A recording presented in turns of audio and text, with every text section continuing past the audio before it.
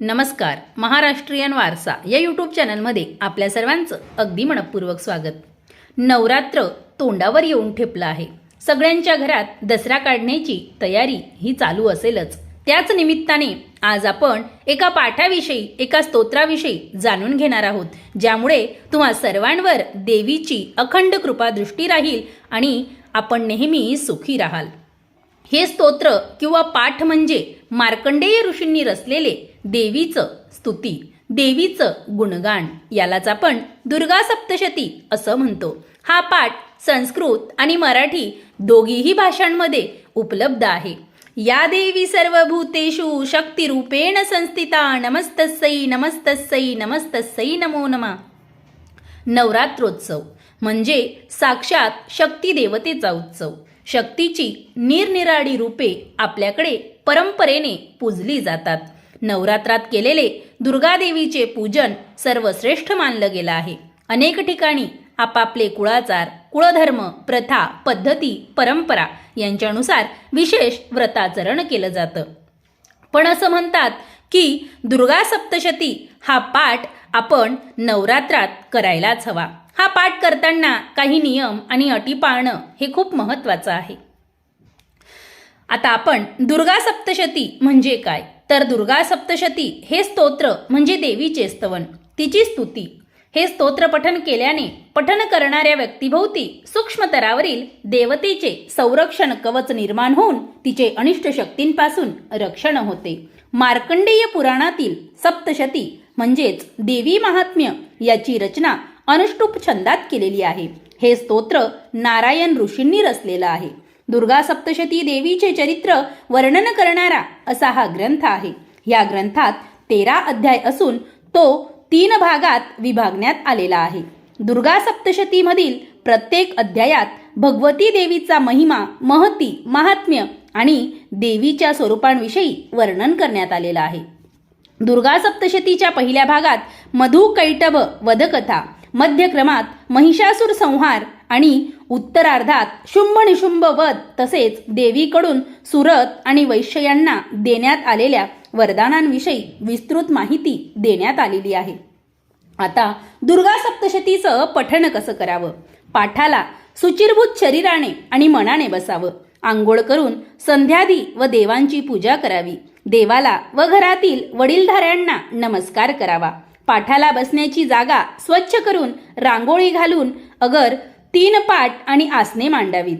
2 आसने समोरासमोर मांडावीत व 1 आसन बाजूस मांडावे.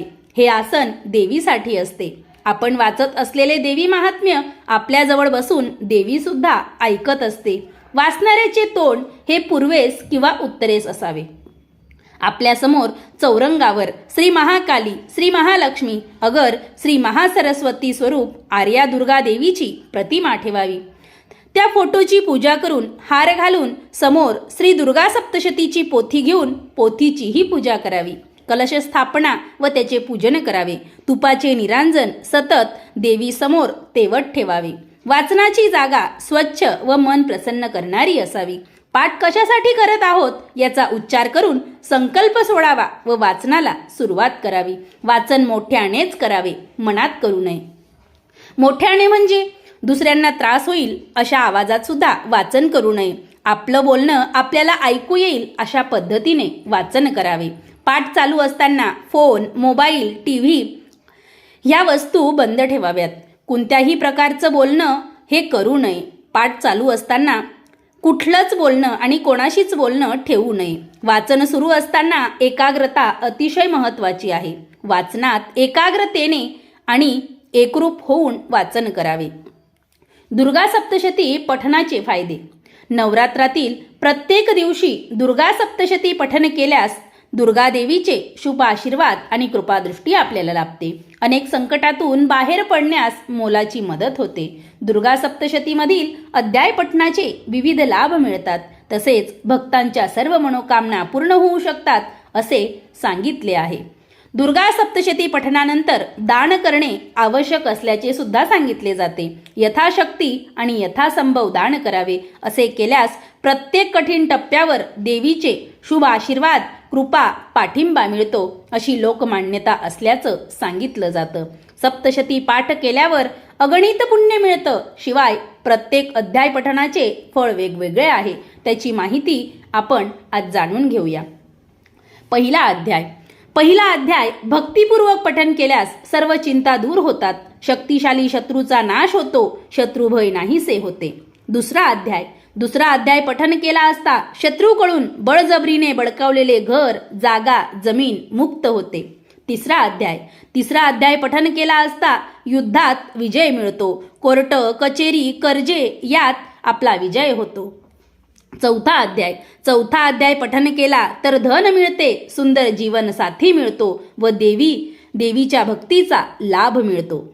पाचवा अध्याय पठन केला तर भक्ती वाढते, भीती नाहीशी होते, भीतीदायक स्वप्न बंद होतात, प्रेतबाधा, भूतबाधा दूर होते. सहावा अध्याय मनपूर्वक पठन केल्यास सर्व संकटे दूर होतात व सर्व मनोकामना पूर्ण होतात.